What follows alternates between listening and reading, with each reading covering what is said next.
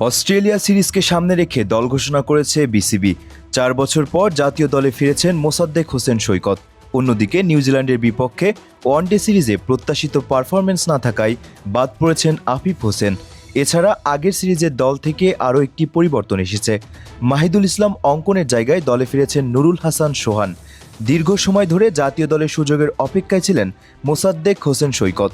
অবশেষে 4 বছর পর আবারও সেই সুযোগ পেলেন এই অভিজ্ঞ অলরাউন্ডার।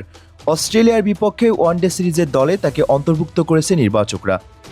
দলের নির্বাচক প্যানেলের ব্যাখ্যায় উঠে এসেছে মোসাদ্দেককে নেওয়ার পেছনের কারণও। এক্সপিরিয়েন্স প্লেয়ার, আগেও খেলেছে, প্রিমিয়ার লিগেও খুব ভালো ফর্মে আছে। একই সঙ্গে তার অলরাউন্ডার সক্ষমতাও আমাদের কাজে লাগবে।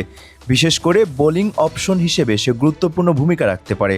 আমরা সাধারণত 5 জন ব্যাটসম্যান খেলাই, কিন্তু 6 নম্বর বোলিং অপশনে মাঝে মাঝে ঘাটতি অনুভব করি। আমার মনে হয় মোসাদ্দেক সেই জায়গাটা ভালোভাবে পূরণ করতে পারবে। মোসাদ্দেককে জায়গা দিতে গিয়ে স্কোয়াড থেকে বাদ পড়েছেন আফিফ হোসেন। নিউজিল্যান্ডের বিপক্ষে ওয়ানডে সিরিজে প্রত্যাশিত পারফরম্যান্স না থাকায় এই সিদ্ধান্ত নিয়েছে নির্বাচকরা। নির্বাচকদের ভাষায় আরও একটি পরিবর্তনের ব্যাখ্যাও এসেছে।